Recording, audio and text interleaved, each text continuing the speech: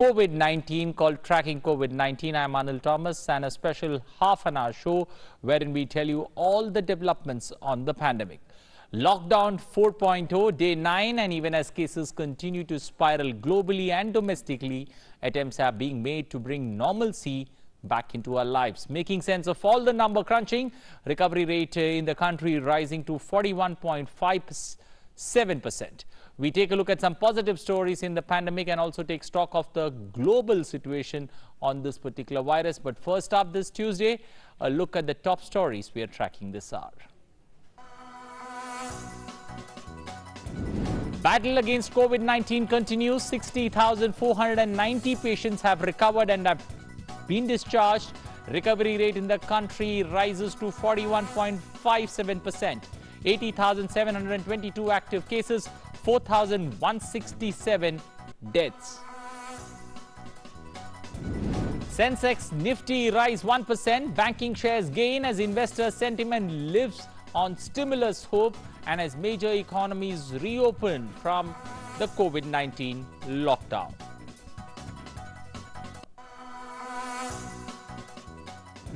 Shramik Express trains for migrant laborers continues. Ministry of Railways has so far transported more than 40 lakh people through Shramik trains.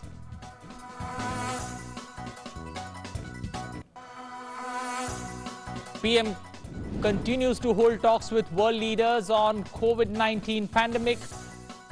Talks to Bangladesh Prime Minister Sheikh Hasina and UAE Crown Prince Mohammed bin Zayed. Thanks UAE for support to Indian nationals there. Worldwide, the number of coronavirus infections exceeds 54,95,000. Death toll reaches 3,50,000. Brazil and Russia follow US in the number of infections. Amidst warning by WHO, major economies easing lockdown measures against COVID-19. UK to reopen thousands of shops. Foreign visitors to Spain will no longer have to undergo a 2-week quarantine from July 1st.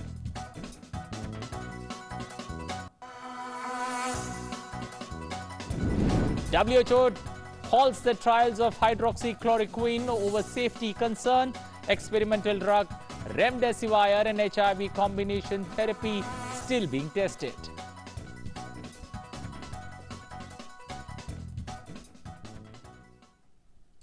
Well, those were the headlines. Let's now begin with updates from the country. First, in our segment, Ground Zero.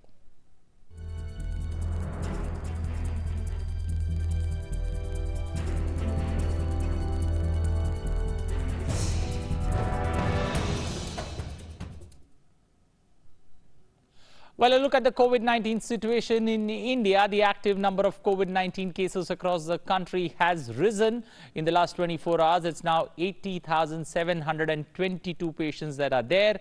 Those cured and those discharged stand at 60,490, while the fatalities have now reached 4,167.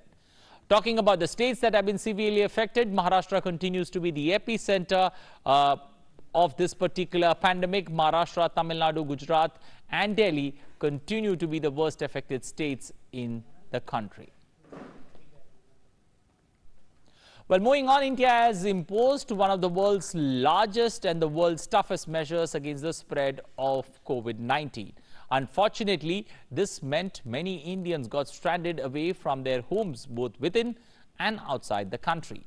The government of India has operationalized multiple means of transport to bring them back home, and in this direction, Indian Railways has operationalized 3,060 Shramik special trains till the 25th of May across the country. More than 40 lakh people or 40 lakh passengers have been transported to their home states through the Shramik special trains in the last 25 days. Let's take a look at some of the numbers there.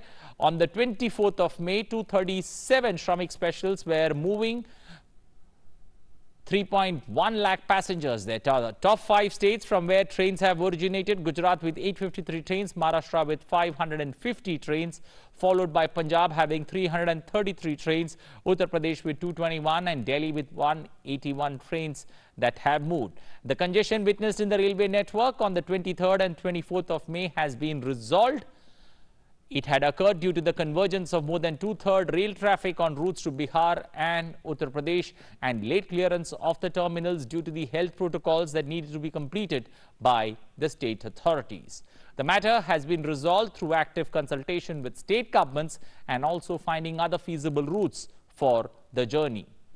In addition to Shramik specials, railways are running 30 pairs of special trains connecting New Delhi from the 12th of May and plans to start 200 more timetable trains from the 1st of June.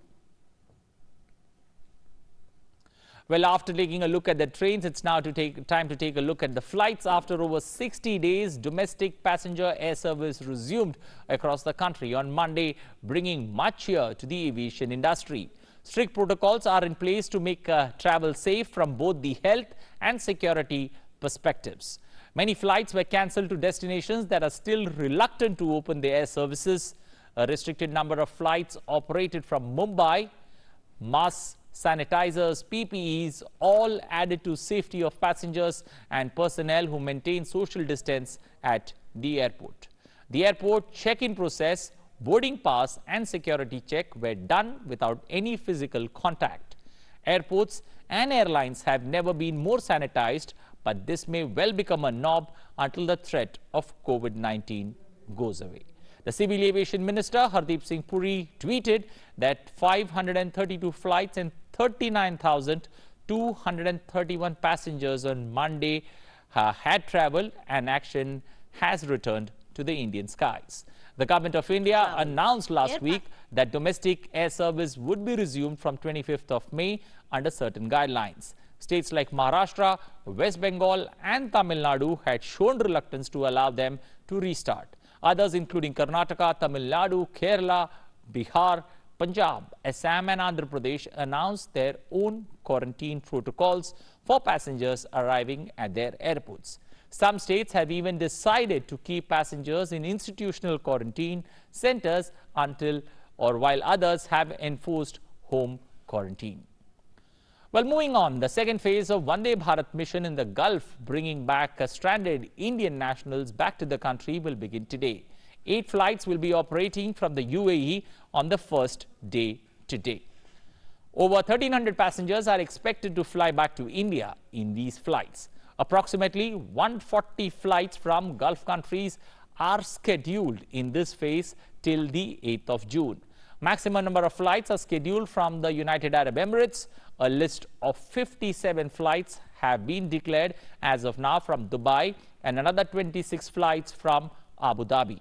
These flights hope to fly back more than 23,000 stranded and distressed Indians abroad. Well, on to some good news for students. Union HRD Minister Ramesh Pokhriyal Nishank has announced that the CBSE will conduct the pending Class 12 board exams at 15,000 centers across the country instead of the 3,000 centers planned earlier. The exams, which were postponed due to a nationwide lockdown imposed on March 25th to contain the spread of COVID-19, will now be held from July 1st to the 15th. The decision has been taken to ensure social distancing at exam centers and to minimize the travel for the students who are appearing for the exams. The HRD Ministry has already announced that students will appear for exams at schools in which they are enrolled rather than the external examination centers. According to Home Ministry guidelines, there will be no exam center in COVID-19 containment zones, and states will be responsible for making transport arrangements for students to reach their respective exam centers. CBSE की जो 1 जुलाई से और 15 जुलाई के बीच होने वाली वो परीक्षाएं जो छूट गई थी, वो परीक्षाएं होंगी। और क्योंकि जो परिस्थितियां इस समय पूरे देश और दुनिया में चल रही हैं, उन परिस्थितियों को देखते हुए अपने छात्र की सुरक्षा को मद्देनज़र देखते हुए हम लोगों ने ये निर्णय लिया है कि छात्र को दूसरे केंद्र पर न जाना पड़े, वो अपने ही स्कूल में अब अपनी परीक्षाओं को देगा। ये लगभग यदि उसको दूसरे केंद्रों पर जाना पड़ता तो ये 5,500 केंद्र थे, अब जो बढ़ करके 12,000 से 15,000 के बीच हो जाएंगे, ताकि उसको अपने ही स्कूल में बिना किसी दबाव के, बिना किसी तनाव के वो अच्छे से अपने स्कूल में परीक्षा दे सकता है।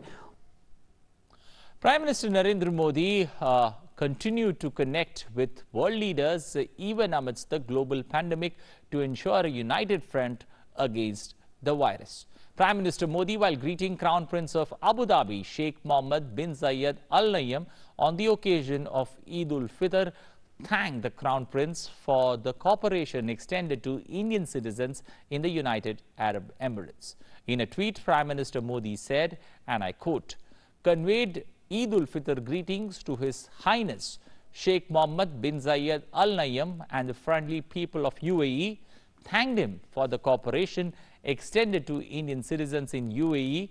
India, United Arab Emirates cooperation has grown even stronger during the COVID-19 challenge." Prime Minister Narendra Modi also spoke on phone with Sheikh Hasina, the Bangladesh Prime Minister. Prime Minister Modi conveyed greetings on Eid ul-Fitr to the Prime Minister Sheikh Hasina and the people of Bangladesh. The two leaders shared their assessment of the damage caused by Cyclone Amphan in both countries. The leaders also discussed the COVID pandemic situation and the ongoing collaboration between the two countries in this regard. Prime Minister Modi reaffirmed India's support to Bangladesh in addressing these challenges. And now we get you Doctors Speak, a segment wherein we get you advice from the doctors which help you cope with these distressing times.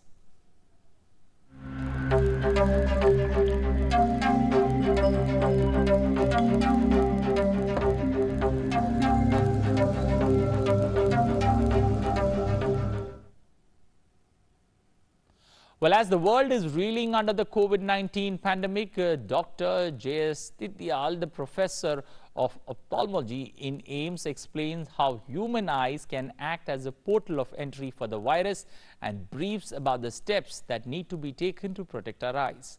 Let's listen in. Like the eyes are also to be protected because eye also has a mucous membrane like conjunctiva, which can get infected by this virus. And that can be a source of spreading infection to other people also. So today, I think it is important to realize by people that they have to protect their eyes. They should wear goggles whenever they're going outside and protect themselves from touching, rubbing their eyes also, because that can be a source. Well, after listening to the doctor, it's time to take a look at some good news stories that inspire hope and positivity.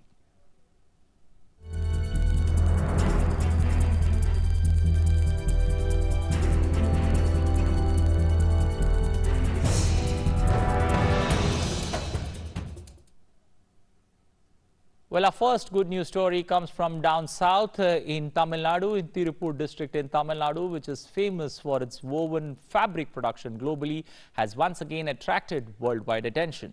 The manufacturer of face masks in Tirupur have met the need of a group which has been ignored in the midst of this particular pandemic.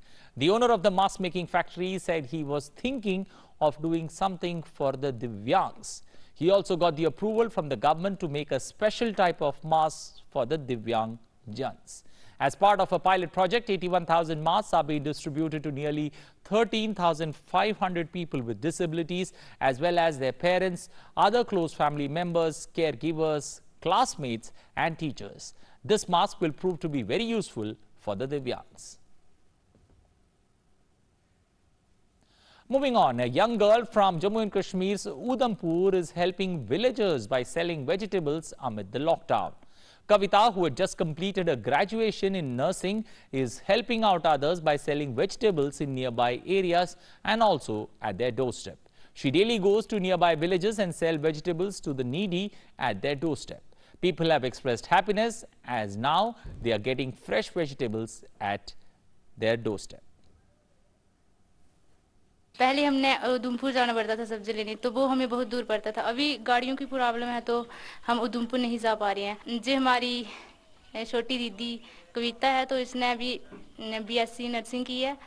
अभी इसने ये इधर दुकान खोली है छोटी सी, तो अभी हम सभी इधर से सब्जी लेने आते हैं, तो रोज सब्जी इधर से ही लेते हैं। ये बहुत अच्छी बात है कि ये नो प्रॉफिट नो लॉस पे सब्जी बेच रही है, तो हमें इससे बहुत फायदा भी हो रहा है। Well, another good Samaritan there hitting the roads. Meanwhile, Indian Railways on May 1st started the Shramik special trains to move migrant workers, pilgrims, tourists and students and others stranded at different places due to the lockdown. In Moradabad, special trains are carrying thousands of migrant laborers in a single day. After railway staffers, now the RSS workers have started kitchen service at the platform. Over 400 RSS workers prepare food, pack them and distribute them along with water bottles to the migrant laborers arriving from the special trains. The food arrangements by the RSS will continue till the 31st of May, the last day of lockdown 4.0.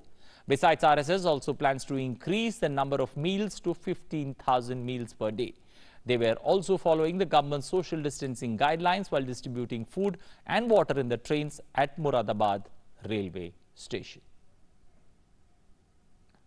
Well, in some good news from the financial market, the Indian shares tracked global markets higher on Tuesday, led by gains in beaten down financial stocks with investor sentiment lifting on stimulus hopes and as economies reopened from the COVID-19 lockdown phase. The NSE Nifty index rose 1.2% at 9,148.8, while the BSE Sensex, the 30 stock index, gained 1.4% at 30,994 points. Well, after a look at the Indian markets, it's time now to take a look at the world developments when it comes to the COVID-19 pandemic.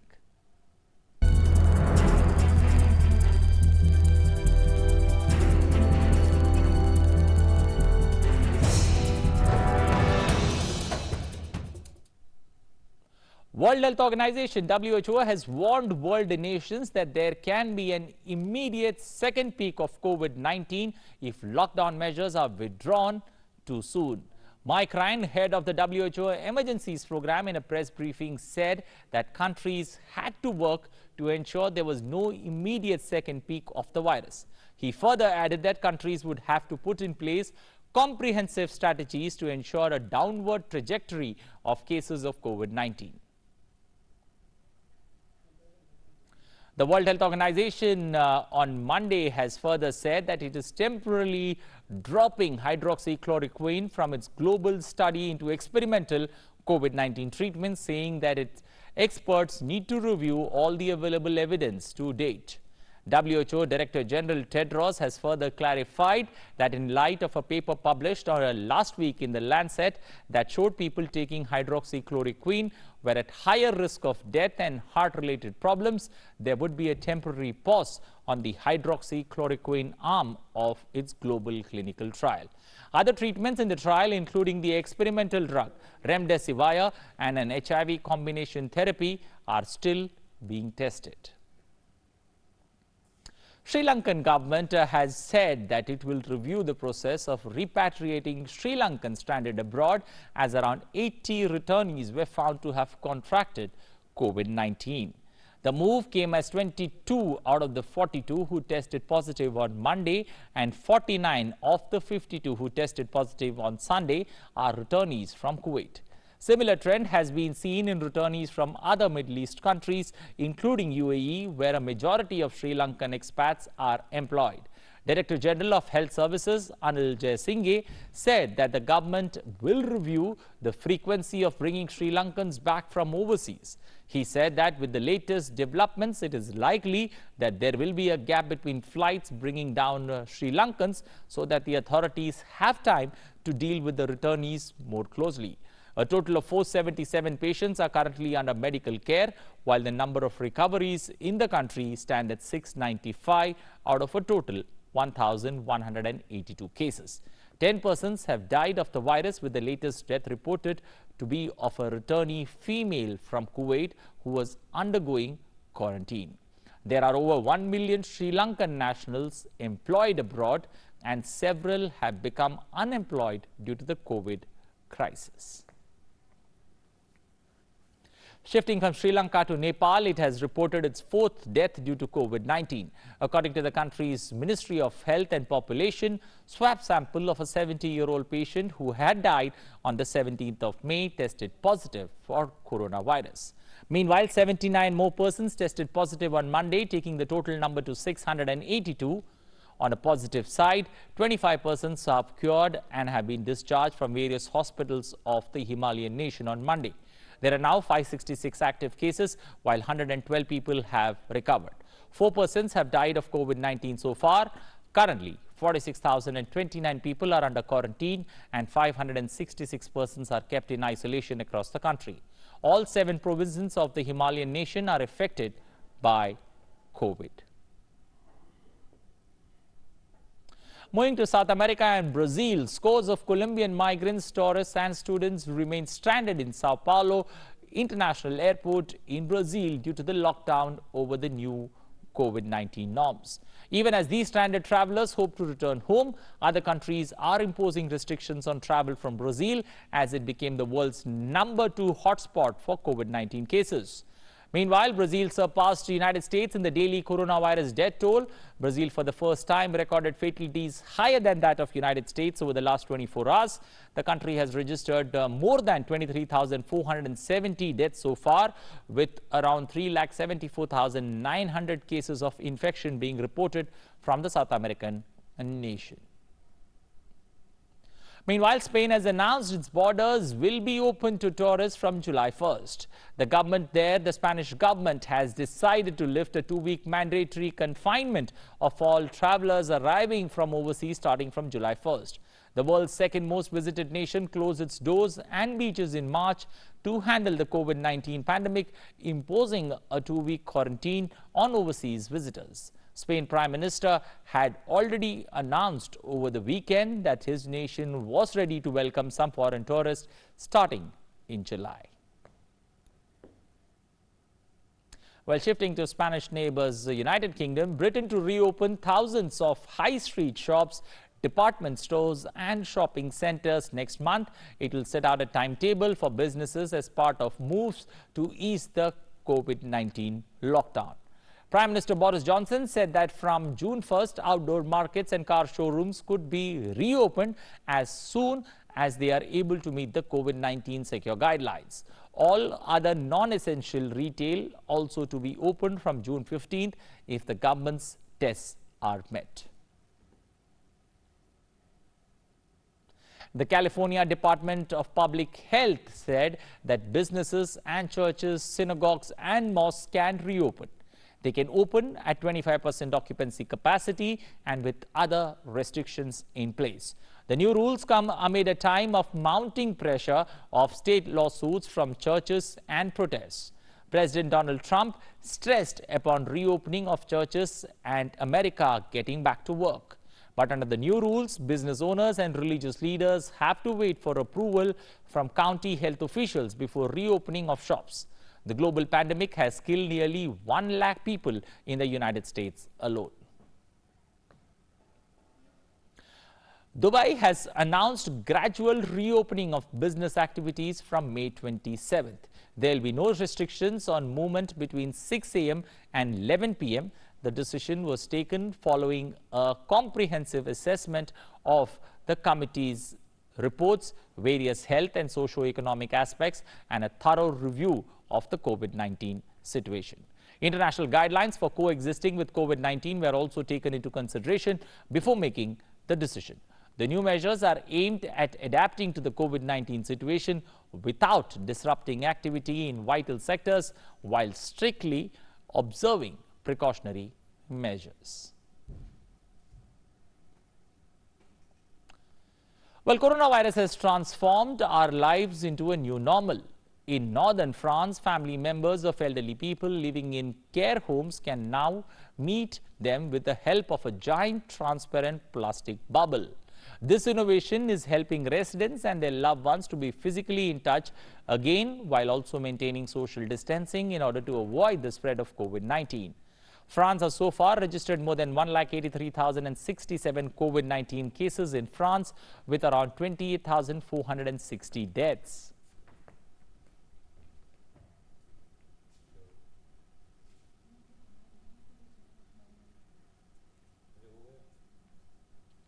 Belgium Railways have found a way to maintain social distancing and ensure that its employees are using proper precautionary measures in order to stop the spread of COVID-19.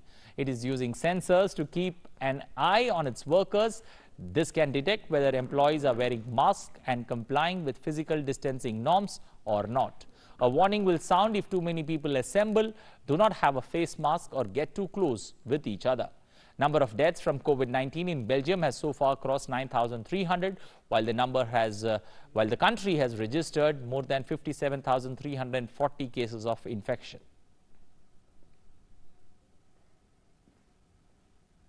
Well, it's time for me to say goodbye, but use this time to enjoy the present, rediscover passions, connect with nature, and value coexistence. The thought of being together has blossomed into our minds, and it is up to us to adapt to positive and lateral thinking. It is apt to quote here from the Roman philosopher Seneca, who said, "We are waves from the same sea, leaves from the same tree, and flowers of the same garden." And that must be in our minds now and forever. We leave you with images of a moving video that was made by the Indian High Commission in China. Take care, stay safe, and don't overstock. Bye-bye. देंगे हम एक दूसरे का साथ और होकर रहेंगे हम आजाद। माना थोड़ी मुश्किल की ये घड़ी है, पर जिंदगी तू भी तो जिद्दी बड़ी है। कुछ दिन बनानी होगी एक दूसरे से दूरी। सच कहते थे बुजुर्ग हमारे कि ये दूरियां भी है जरूरी। तो यही है मेरे दिल के जज्बात। देंगे हम एक दूसरे का साथ और होकर रहेंगे हम आजाद।